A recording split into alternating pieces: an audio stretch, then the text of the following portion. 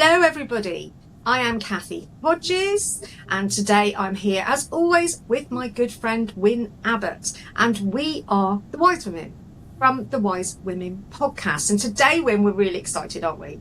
We are excited, yes. We have a very special guest with us today.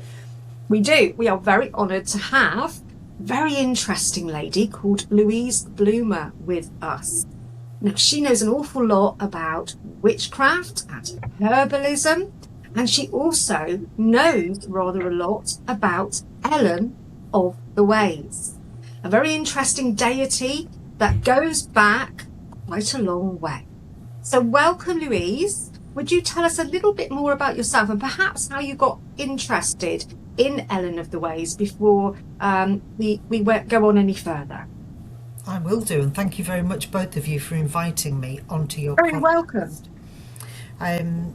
So yes, as Kathy said, my name's Louise. I come from a witchcraft family, and it wasn't really until I was in my 20s that I realised that not everybody's family was doing what I was doing, and that realisation actually made me change how I worked for a while, because I felt quite the odd one out when I realised that other people weren't doing what I did. And I was married at 18, I had a full-time job, I had a mortgage at 18, and sometimes life just gets in the way, doesn't it? So I Certainly does. It certainly does. you know, I sort of drifted for a while, and in reality I was really unhappy with myself because I just wasn't doing what I knew I should be doing, but for whatever reason at that time it just didn't feel right for me. Anyway, fast forward not that many years, and a new husband, I thought, this is ridiculous. Why should I care what other people think? And so I really threw myself back into witchcraft properly.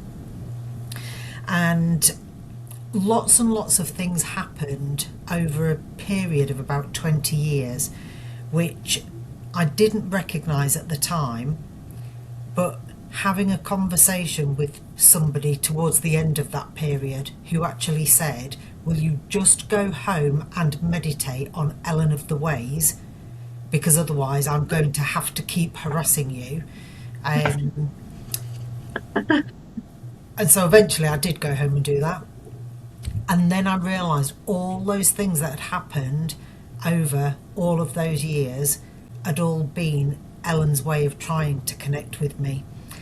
And to be fair, I felt very silly that I hadn't recognised the symptoms, because all sorts of things were going on. I lived in a little village, and every morning as I drove off the driveway to go to work, there was a stag stood on the road, and I was just like, oh, isn't that magical? Really? A stag stood on the road. Stood on the road. That's quite a big sign, Louise. It is. And I stopped and I acknowledged the stag and its beauty, just didn't click. I just thought, oh, isn't that amazing? There's a stag. And my house was 2 doors away from a farm, so it wasn't like I was in the middle of a council estate, and it would have been very odd for there to be a stag. Friends kept buying me gifts that were antlered deities and pictures of deer, all sorts of things. And I just thought, they're all beautiful, how lovely. People at the events that I do, because I do a lot of the mind, body, spirit events, I'd go around stalls and people would literally say to me, oh, I think you should buy this. And it was always something that related to Elen of the Ways. And I used to think, obviously they haven't sold much and they just want me to buy something, and that's what they've picked up. And generally I bought it because I'm quite a kind person, but I never really took any of it any further. And then not that many years ago, I was at an event, and a lady, a customer, came up to my stall and she said, do you mind if I give you a message, because I wasn't even supposed to be at this event and I've been told to come and speak to you. So I said, oh yes, definitely, thinking it was like a spirit. she said, would you mind going home tonight and meditating on Ellen of the Ways? And I was like, well, yes, okay, then I'll do it. You know, the event was very, very busy on the Saturday. I'd run out of some stock, so I went home on the Saturday night. I stayed up till about 3 in the morning making stuff to take back on the Sunday. Turned up on the Sunday, and about 11 o'clock, this lady reappeared and she said, I had other plans for today, but you didn't do what you said you were going to do and meditate. Oh. And so I've been sent back. And if you don't go home and meditate tonight, I am going to harass you every single day until you do it, because I have other things I can be doing with my life. So she was a very lovely lady. Yeah. So she took my business card, and I thought, now she's got my number, I'm no longer safe. So I thought I really had. Sorry to interrupt you, but she sounds like a spiritual stalker. Yeah. It's interesting though what you said. I'm sorry to interrupt you, but that's often the way, isn't it, with Louise? We get the messages in our faces, but we still don't see the message. But if you were talking to someone else, you would be telling them, this is telling you something. But exactly, I recognise that. Yeah, exactly. So when it's happening to you, often you don't recognise it in the moment, do you? So I went home and I was really tired. I hadn't even unpacked the stuff out of the car. And it got to bedtime and I thought, oh, there's no way I'm meditating. And then I thought about this lady sort of ringing me at 4 in the morning saying, you've not meditated. So I thought, well, I'll put some music on and I'll ask for it to come through, and whatever happens, happens. And I woke up in the morning and jumped out of bed, got on my computer, and I just started typing. It was quite interesting. I didn't really know where it was coming from, but once I'd finished typing, about 60 pages later, I printed it off and read it, and it was basically the first part of what was going to be an absolutely beautiful course. And I thought, I don't even know where that information's come from. Anyway, the following night I meditated again, and I said, I'm presuming this has come from you, Ellen. You're going to have to give me a bit more information. And that has sort of gone on. Now it's not on a nightly basis, but you know, numerous times a month I will meditate and ask specifically for Ellen to come through, and we've built a really good relationship now. And it's been quite hard work because she is quite elusive, and it's very difficult to find out anything about her off the internet. And the few books that have been written sort of all say the exact same thing. So if you want to form those relationships, you really do have to be trying to communicate with her directly. And I've learnt that, and I feel very, very privileged that in what was in reality nearly over 20 years, it took me for the penny to drop that she kept coming back and, you know, trying to say, it's you that I want to work with. So I feel very privileged that she did that, because I think most of the deities would have got fed up after a few weeks and gone off.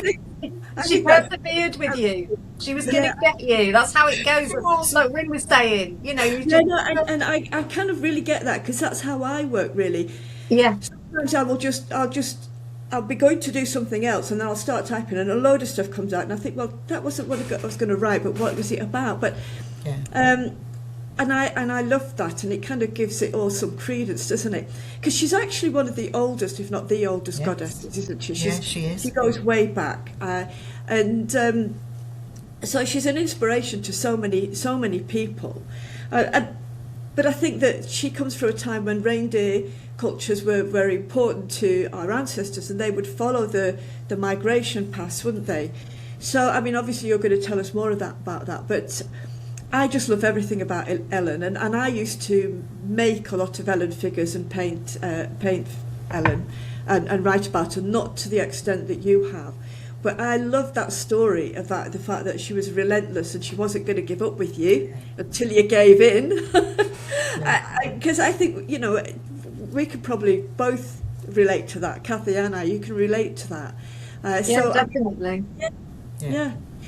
So tell us more then. I mean, like I said, she's one of the oldest goddesses, and I think people don't always realise that she is a very old goddess, because Yes. she's kind of come more into herself in more recent years. She's becoming more popular and more in people's kind of eyesight at the moment, don't you think? Yeah, I would say so. I mean, when I first started working with her, very few people that I spoke to really knew who she was. And the things they did know weren't,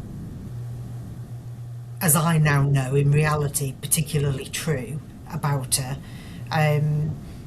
But yeah, she is considered one of the most ancient goddesses. A lot of people consider her to be just a Celtic goddess, but in actual fact, she's known across the entire world. There's a lot of work going on in Turkey, specifically Antalya, and me and my husband have been there on numerous occasions now, in archaeological digs and stuff that they're doing, where there's proof of Elen and the reindeer, and people wouldn't necessarily expect that, because when people go to Turkey, it's usually on holiday, and it's because it's nice and hot most You of know the what? I'm just going to quickly interrupt you there, because I'm so glad that you said earlier that it's really hard to find information, Yeah. because I was scouring everything, and I did find some because I've known about her for a while, but any information that I found hasn't mentioned anything about that. Yeah. So that's So- fascinating that it's that far away as well, Yeah.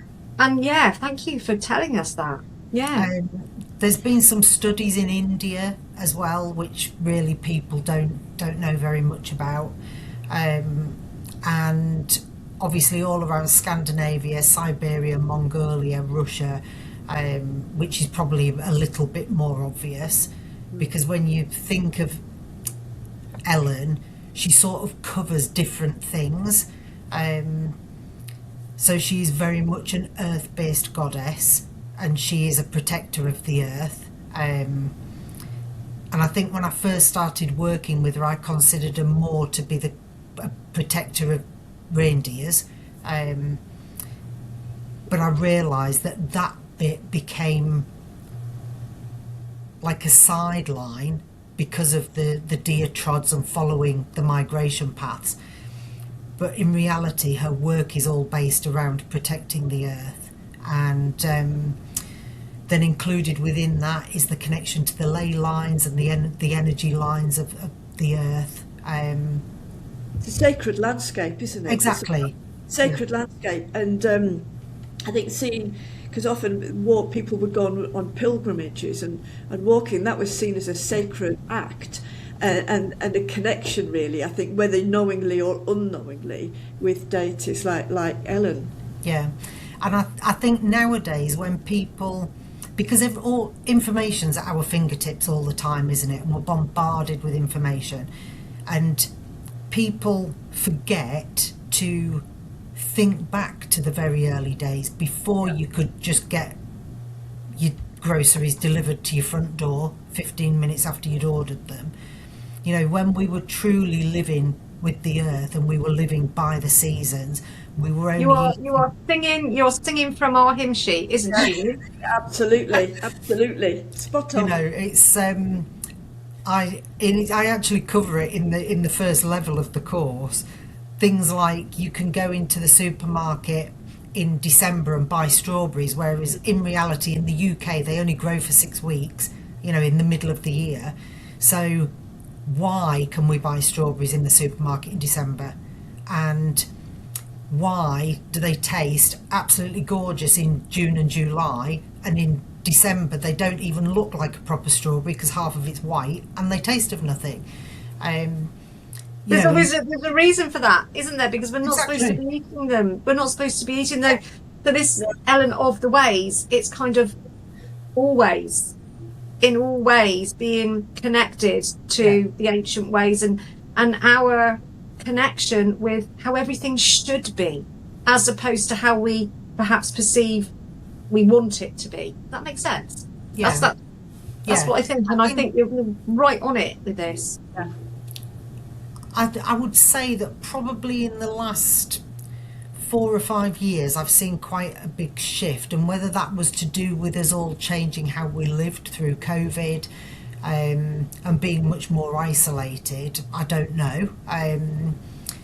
But it was around that time that I noticed a shift where people are now trying to connect more with what is happening in the earth. But it's very difficult because everything about how we live our lives is teaching us to do the opposite. You know, Yeah. everything is about a throwaway culture, and you know, changing your phone every 18 months because a brand new one's come out and you've got to have the best, whereas your phone probably would last for 6 years if you treat it well, or even longer. So nobody really thinks about the consequences of what happens when they no longer want that item, if it's going to landfill or you know, whatever the case may be. So I think people are thinking more about recycling things and growing their own produce, even if it's only on a very small scale, on the windowsill, their own herbs and things, and trying to live more seasonally. And I think that's absolutely brilliant, because it is hard when everything we're being taught is telling us to do the complete opposite to that. I agree with you. I think that I've noticed that change in people and how people are wanting to live. Well, I mean, we're still in a very commercial world, but I think that people that I'm aware of are wanting to live more simply and are much more conscious about the environment. They're much more conscious about the land. And yeah, so I think that, and it has to happen. It needs to happen. Yeah. Because, you know, if you look at kind of our parents, grandparents, they were brought up where everything was recycled, and they were more conscious. And then we've become a throwaway society, haven't we? Yeah. But I think that that's changing, and I think people are certainly changing as they're becoming more connected spiritually. So whether they're drawn to Ellen of the Ways or whether they're drawn to any other kind of spiritual being or any other deity, that I think that spiritual connection was what was kind of lost for a long time. Definitely.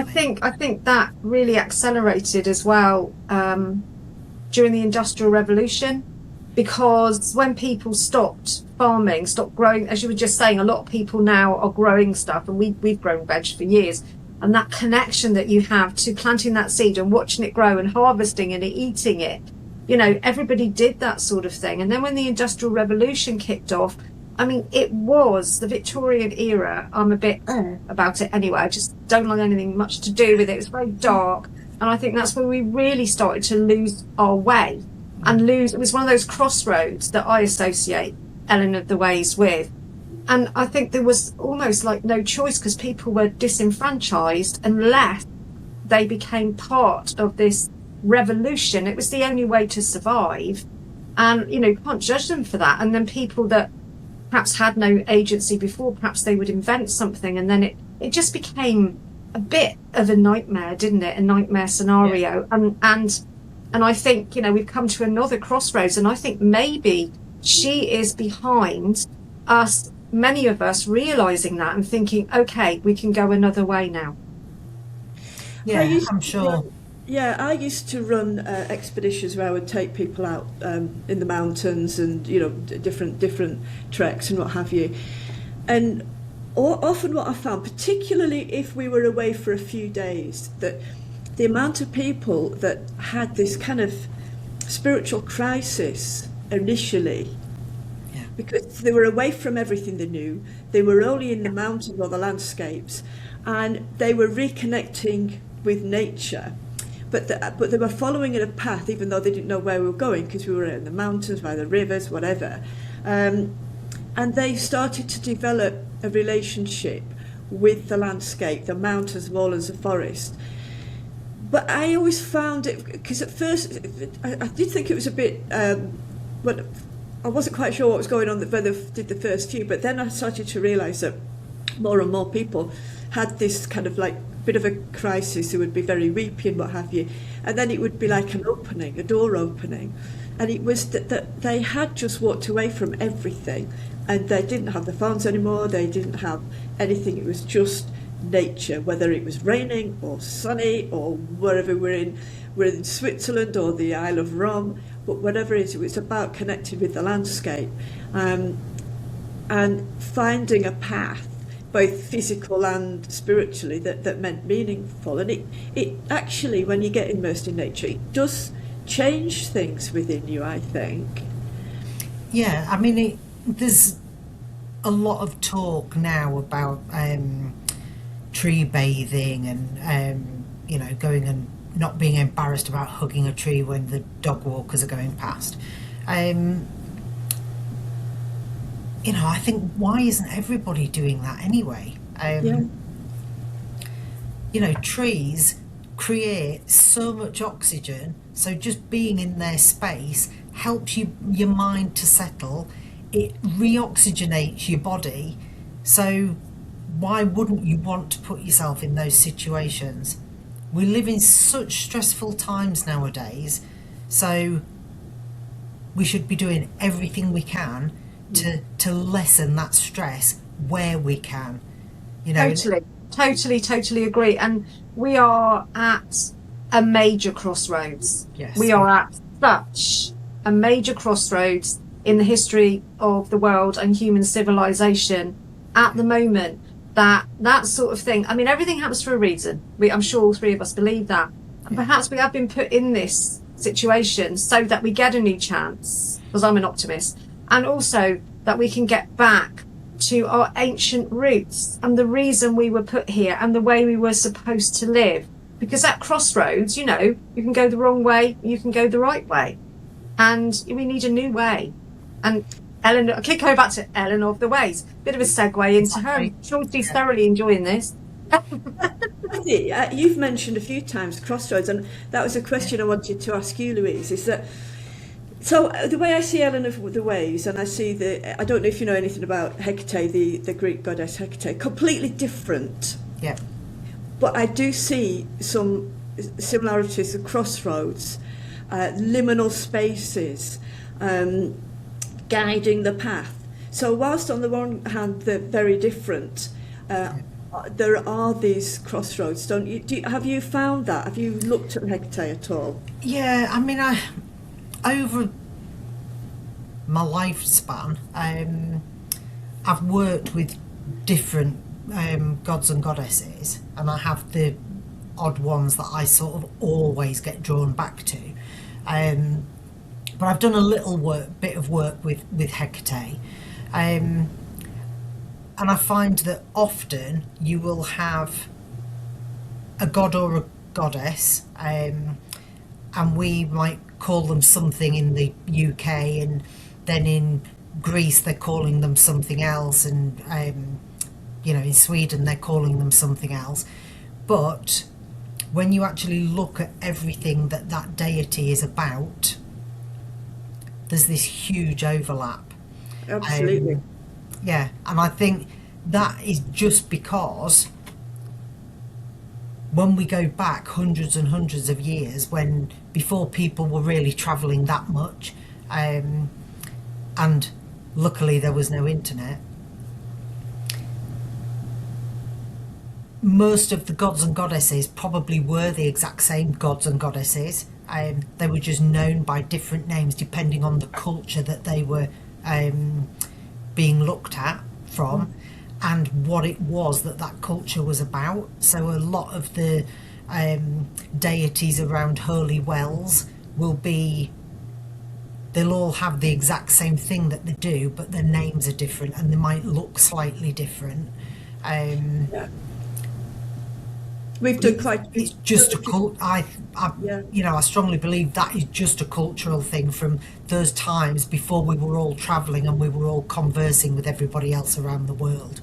Absolutely right. I mean, we've done a few podcasts on that, haven't we, where we've traced how that when cultures merge and morph, they take on the deities and they keep the same stories but change the names, and they travel. And so on the one hand, sometimes it looks like there might be thousands and thousands and thousands of deities. Often that number's less because many of them are the same ones that have just gone through different cultures and different names. So yes, you're absolutely right. They're going to, not only are there going to be overlap, but quite often those deities are syncretized with other deities. So it's like an emerging of them, isn't it? Yeah.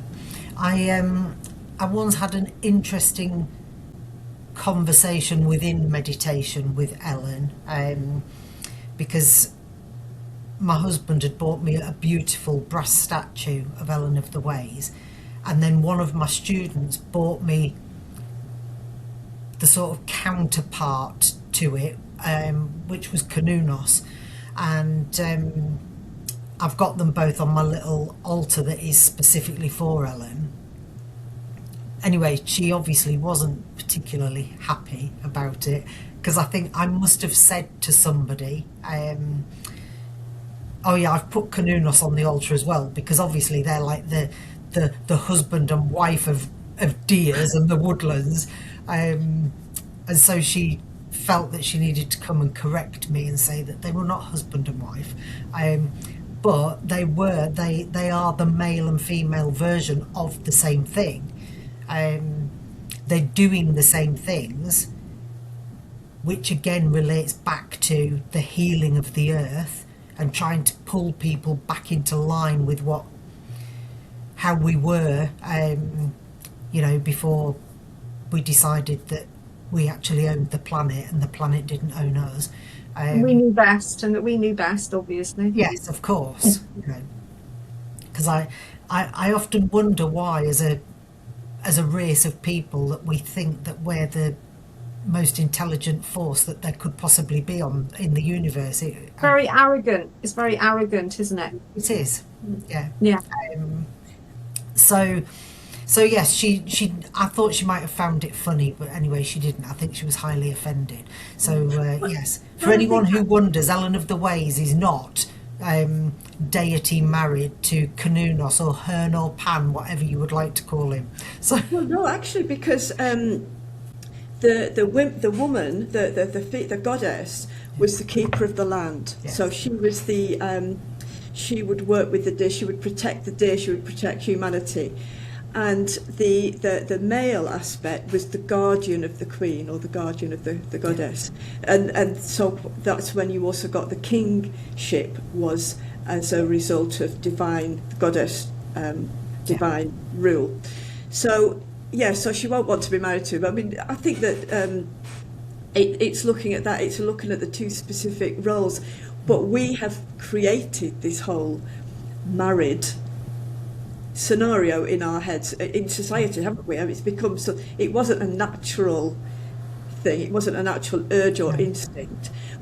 The masculine and the feminine had specific roles, and one was about guardianship and sovereignty, and so I think that I can understand why she didn't want to be seen as his wife or married to him. It kind of, because of the view we have on patriarchy and masculinity, it would kind of make her less, wouldn't it? Yes. And I was going to ask you about that, because this is something that came to my mind when I was thinking about this morning, and as you talked, it's brought it back. So do you think perhaps Ellen herself kind of got lost and left behind because Kanunos and others, male deities, rose up a bit, or not? Am I wrong in thinking that? I think that a lot of the deities were left behind, and I suppose depending on people's belief system, and I tried to be quite careful about mine because it is fairly opinionated, but I'm sure there's lots of people that follow it. We're opinionated. You're among friends here, don't worry, we're very much the same. That the only reason that these earth-based ways of living and witchcraft and paganism as a whole sort of came to an end for such a long time, or went into the darker realms so that nobody knew what was happening, was because the feminine goddesses were the rulers. It was as simple as that. And even in societies, the crone, the midwife, the herbalist, they were the ones that were put on the pedestal because they were the ones that were helping to deliver the child so that your family name went on. They were the ones that were teaching you what you could eat out from the wild if the farmer's crop failed. So they were put on pedestals, and then when things started to turn, it was because men didn't want that anymore. And so we see this sort of rise in patriarchy where the men wanted to take control back, and that hasn't really changed, although I do believe that everything ebbs and flows. You know, and I'm sure that it will change again, because it's no different than us being in the age we are now, or being in the Stone Age, or, you know, being in the Ice Age. The earth will do what it wants to do to survive, and we will have a say in that. Yeah. And I think it's very much the same with who is considered to be in charge of the more important decisions that are being made. So I think that was a human-led thing for the female deities, who were the naturers and the carers, to have a less significant or no role at all. I mean, I'm sure if they could have completely wiped out the entirety of paganism, that, you know, they'd have probably been more happy than they are.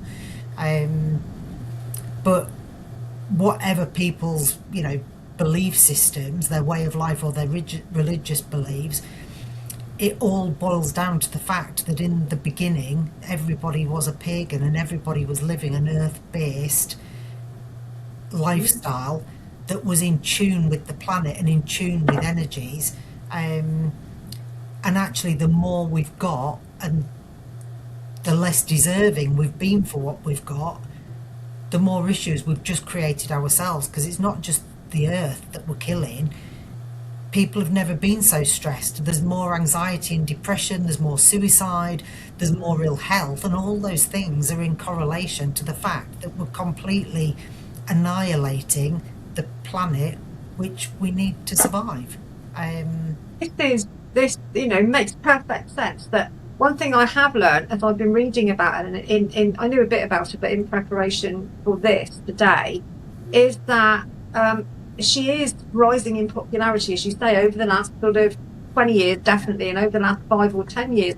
And is that not understandable? Because she is part of our ancient roots. And we did a podcast called Ancestral Memories, and we talked then about stuff that just is within us, and that pulls us, you know. And so she is part of that. Whether you're male or female, you have that divine feminine aspect, as we all do, because we need the logical masculine side, and we also need this sensual, feminine, emotional side as well.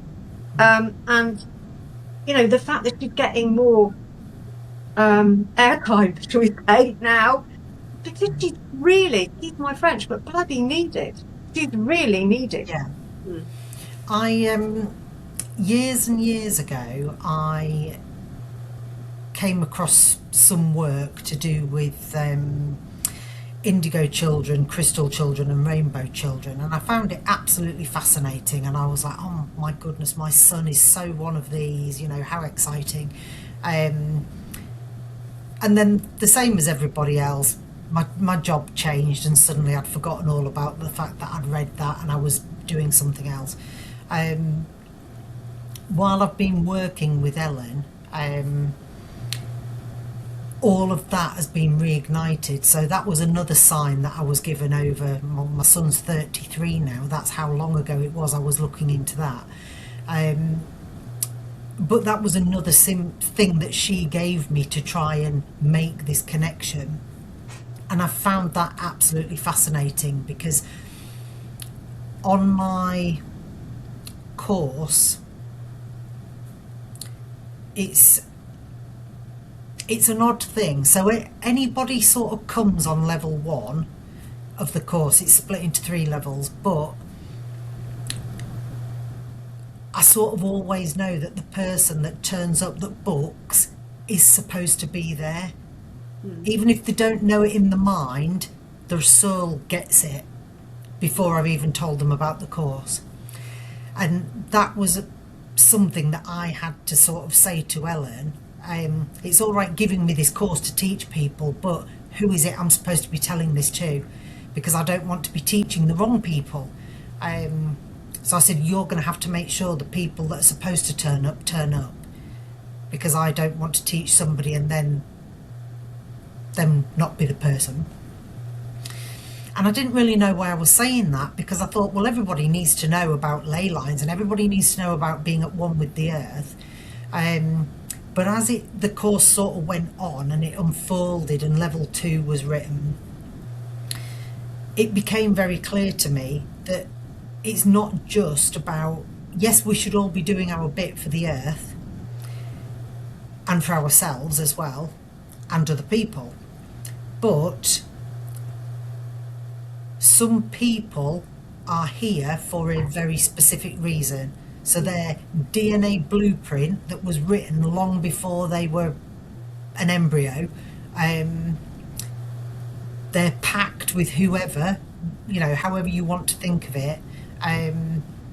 There are some people that should just be here and they have a very specific role to play. And I suppose just through the trauma of birth, or the family that you're born into, or what your teachers teach you at school, we forget those things and we lose our way, and sometimes we need to be redirected. Totally agree. Yeah. So one of the things that she's taught me is the elementals. So if you think of them as the gnome family, so fairies and pixies and elves and dragons, and the sylphs and the undines. So each of the 4 elements has elementals that belong to them. That those elementals have been protecting the earth from the beginning of time. And that was fine in the beginning because there was enough of them. But then as people became more greedy and selfish, that quantity of elementals were no longer able to keep up the job. There just wasn't enough of them. And so more elementals started being layered onto the planet, and for want of a better description, they became this classification of indigo children, crystal children, rainbow children, star seeds, who actually are elementals but have come back in the form of a human being. And some just go straight out there and are like, right, okay, mum and dad, we need to be growing our own food. Let's go and get an allotment.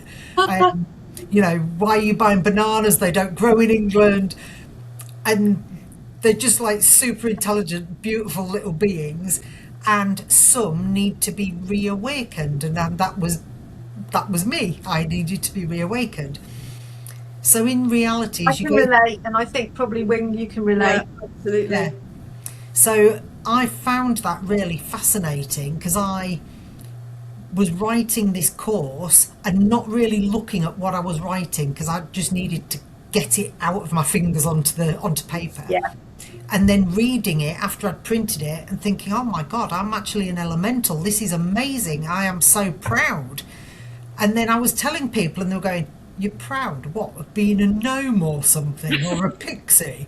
You don't have pointy ears, so you can't be an elf. And people thought it was hilarious. But I feel super privileged that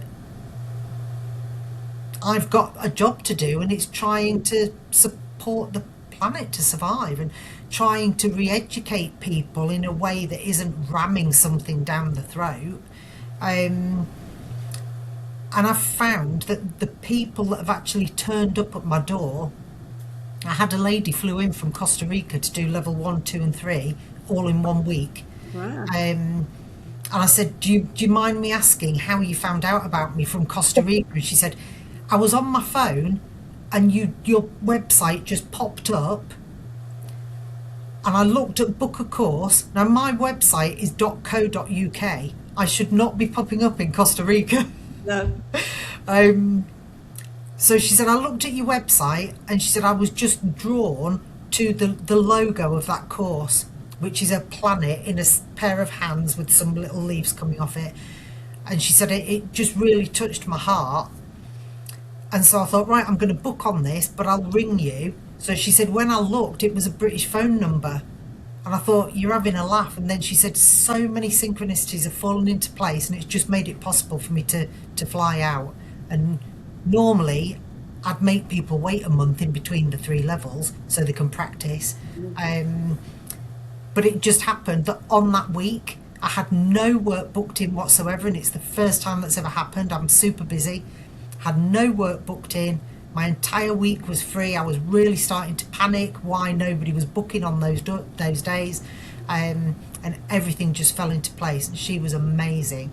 And she's gone back to Costa Rica, and she's done level 3 is like how to teach the course.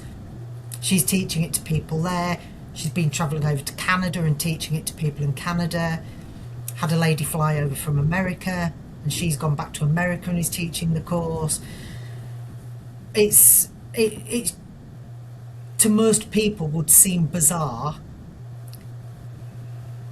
but it doesn't seem bizarre to me, because that was what I said to Ellen. You need to show the people, because I don't know who it is I'm supposed to be asking. So it's one of those perfect confirmation moments. It doesn't seem bizarre to me either, because it's all that synchronicity. It's absolutely wonderful.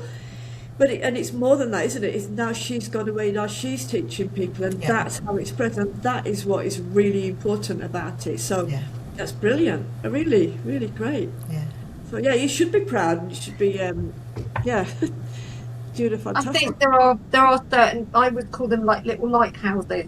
You know, people that are here. Very often they've had difficulty in life, and traumatic times, born into perhaps the wrong family, like highly religious or something else, you know, and then they find, I keep saying find their way, it's like, okay, but that's the only way to describe it. And whether it is Ellen of the Waves or somebody else, you are here for a specific purpose, but sometimes it takes a while to, and I think sometimes you're supposed to forget why you're there, because you have to go through these trials, so that when you get your work, shall we say, that you need to do, then you're prepared for it, because you can work with people, because you've been there. I mean, it would be like going to, I don't know, a grief counsellor who had never experienced grief. I don't know, that popped into my head, but you know, you see what I'm saying. Yeah. And Definitely. so if you're going to sit there and say, well, I'm working with Ellen of the Waves, and life is really easy, and you just go from A to B,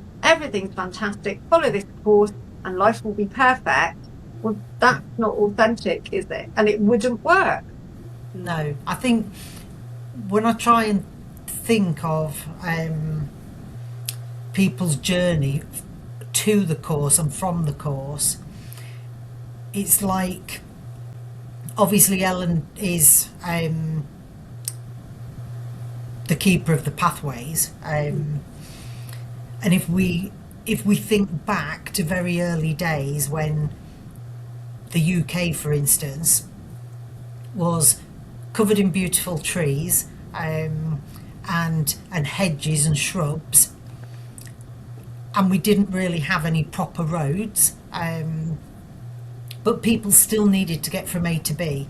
So market traders still needed to wheel their cart or you know, get their sheep from one market to another, and so pathways were created, and Ellen did that for people's safe passage to get them from one place to another. When we look at the ley lines and the energy lines of, I mean, they go around the entire world, but if we're just thinking about UK, for instance, a lot of those ley lines cover areas that you just know would have been those points of contact for people.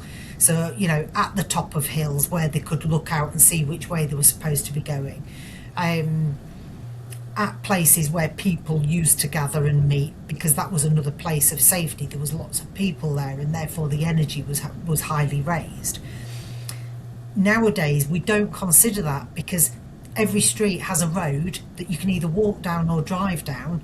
There's so few trees left, there's so few fields left, so it's quite easy to see where you're going.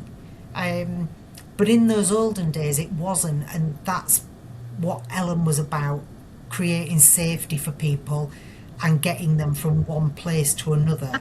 Feeling your way, as opposed to following signposts that were put there by other people. Yeah, and those trade routes were important because people not only were communities meeting, but they were sharing stories, and that is also how often deities crossed over, because they became beliefs and myths and would be passed on through community, and people would marry and move into other communities. So the trade routes actually had a bigger part to play than people realised, I think, when it comes to sharing ancient stories, sharing ancient deities. And clan gatherings, they used to gather in certain places, and that was like ancestral memory. They would pass it on, obviously, but you weren't going to say, right, it's just down by the end of the road near the railway station, you cross over that way and then you'll be at the right place. Yeah. They just knew. They were pulled there. Yeah. Sorry, what did you say? When you ask anyone for directions now, they always get you to look for the pubs, don't they? Look for so-and-so pub. Sometimes it's not a bad thing. No. Well, I suppose not. No, it depends how stressful your day's been. Yeah, exactly. I mean, if you think about those tradeways, folklore, that all the things that we know now, things like those little sayings that we were brought up with, and all folklore was created on those ancient paths that the traders followed, where they were exchanging their stories. And even things like Snow White and the Seven Dwarfs and Rapunzel and all the kids films that they absolutely love, that Walt Disney and stuff have done, most of those have come from ancient folklore. And they're very true and real stories that have just been turned into films to entertain children. But it's all real stuff, They all had a moral tale behind it, didn't they? Yeah. Well, that's fantastic, Louise. Thank you very much. I mean, is there any kind of last message you want to say from Ellen, or what you would give about Ellen? I suppose one of the things that I would say is I once did a talk about her at a show that I was at, because I'd got a course coming up. So I did a talk, and somebody said to me at the end, I don't think I need to come on this course because I'm already a vegan. And I said, that's lovely, but actually you don't have to be a vegan to help the planet. And so we got into a little bit of a debate about what supporting the planet means. And I think it's looking at it from a wider angle. And some of it is about the decisions that we make personally, and some of it is about how we recycle, if we recycle. And then just things like how different we live now to how we used to live. So 6 years ago, there was over 8 million nappies, disposable nappies, were going to landfill a day in the UK. 8 million. Now, those disposable nappies take anything from 470 to 500 years to degrade. So what could we do differently that they were doing in ancient times? And that's very easy. We could go back to using terry nappies. I used terry nappies when I had my son. There was a lot of children born where I lived. I don't know why that was. They were all born around the same time. There must have been a power cut or something that week. So I was the only person that used terry nappies, and all of my friends thought I was absolutely mad You're creating so much work for yourself. But I tell you what, there's the pride you get in putting out your terry spotless white nappies on the line on a nice I windy. know what you mean. I know exactly what you mean. Yeah, yeah. So things like that, and even where there's been government intervention, like with plastic bags, charging 10p for a plastic bag, in 2024, there was still 437 million one-use plastic bags bought in the UK alone. So people aren't even bothered that they're being charged 10p. They're still using plastic bags, even though all of the shops sell bags for life. Yeah. So why do you need, just buy a little cotton bag and fold it up and stick it in your handbag or your coat pocket or whatever. Do you think that Ellen is showing us different ways of doing things? Is that why she's emerged now so much? I think so, because we'll get, again, and I know there's a lot of people out there that don't believe in global warming or, any of that stuff, and that's fine. But the planet cannot continue to sustain the ever-growing population and all of the things that ever-growing population want, which is everything now and everything brand new, everything bigger and better than their neighbour has. It can't do that. So unless we can make some changes, and nobody has to be perfect, I've got a diesel car and somebody said, oh, you shouldn't be teaching this course when you drive a diesel.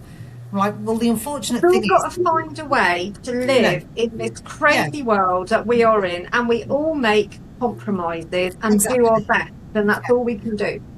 So if we can incorporate other things like cleaning materials that we've made ourselves out of natural products, rather than using a bleach spray or whatever the case may be, if we can grow some of our own plants so that we're just connecting with the earth and being outside in fresh air, that makes us feel much better, and that reoxygenating helps us to create better decisions. But it can be a smaller thing as just smiling at your next door neighbour. When we were in lockdown, I went and made little flower posies from stuff off my allotment, and wrapped them in lovely ribbons and stuff. I was quite bored, and I made loads, and I just went and dropped them on people's doorsteps all up the road. Popped it on the doorstep, just saying, hello, hope you're okay. I didn't put my name on it, knocked on the door, left it there, ran off as quick as I could, went up to the next house and did that. And I didn't want anyone to know that it was me that had done it. That's why I hadn't put my name on it. Just wanted people to open the door and think, oh, that's really lovely, somebody's thought about me. And I think one of the things that you've talked about today that is really important is that people are all drawn to different gods and goddesses for different reasons, and a lot of those are quite rightly personal development and your personal whatever you're going through, because that's definitely part of it. But I think what you've talked about is also seeing the wider message that working with a particular deity, working with Elen, there is that personal element that you've got to work on, but it's also about what you do in the wider world. And I think that is one of the things that you've got through today, is that yes, Elen's called you for a reason, not just to work on yourself, but how you can teach others and inspire others, and then they've gone, and that's the ripple effect that they've gone on to teach, and I think that is that's been fantastic. The connection, don't you think, Wynne, as well? Just to add to that, the connection with each other that we've lost. I mean, how many people sit at home, working from home, having food delivered, having, kids at nursery, they don't spend much time with their children. And I'm not judging anybody for it. I mean, I was a single parent at one point. I had 3 jobs. I did what I had to do, I'm not judging anybody. We've all been put in this situation, in these boxes, but we've lost connection with the earth, with each other, and with what's coming next, and how we can find new paths forward. So I think, what you said also, Kathy, we've got, we can't do everything at once, but what we can do is we've got to find a way within our own environment and within our own world to do what we can. And there may be compromises, there has to be compromises, because we can't change everything like that, and it would be impossible to do that. But if everybody does a little bit, but we've already seen those gradual changes. We're already seeing more people wanting to connect, more people wanting to be more spiritual and to be more conscious about the environment. So we are seeing those, and it takes time, but it's, as long as we're making those starts, definitely spreading the message. I think that's been fantastic, Louise, and I don't know if there's any last questions you've got, Kathy, or you okay? No, I mean, I'm sure Winnie's going to say this anyway, but before we finish, just to ask everybody to subscribe. Yes. Please. That would be fantastic. Yes. And I'm sure, Louise, I don't know if you wanted to, before Win closes, I want to say thank you, obviously, but also, how do people get hold of you if they want to learn more about you? Because we'll put your link on the bottom on the text of the podcast. So I've got a website which is called The Wiccan Lady. So it's www.thewiccanlady.co.uk. But it appears you can be anywhere in the world and still find me if you need to. And I'm on Facebook and Instagram. I teach lots of other courses as well, so if you may be not quite ready for Ellen, that's fine, but you want other forms of witchcraft. But I've got a level 1 course on Saturday the 22nd of August. That is the next level 1. And all the details are on my website. If you're nervous about working with such a beautiful deity, you don't need to be. She's very kind, and you'll be working with pixies and elves and dragons and all sorts of other stuff as well. So it's sounds amazing. I mean, I think you're right. I've always felt she's a very gentle deity. So it's so I think that anybody that is drawn to her or wants to ask a bit more about it, then definitely kind of pursue that. But so we will put those details on the end of our podcast, and we'll also promote them on both of our Facebook pages. You feel free to put it on your Facebook page also. And that's been fantastic. So thank you once again. I really appreciate that. Yes, Kathy's already said, please subscribe, so I'm going to tell you again. But also our next podcast is going to be on the summer solstice, because we'll be coming up to summer solstice in a very few weeks. Can't believe it already. We are already nearly at the summer solstice. So we're going to be looking at that. So that's all from us for today, and also from Ellen. We've got Ellen with us. But it's all from us to today. So keep watching and keep following us on our Facebook. Please look up The Wiccan Lady and make contact with Louise, and we will see you all very soon. So thank you from all of us. Bye for now. Bye. Thank you. Bye-bye.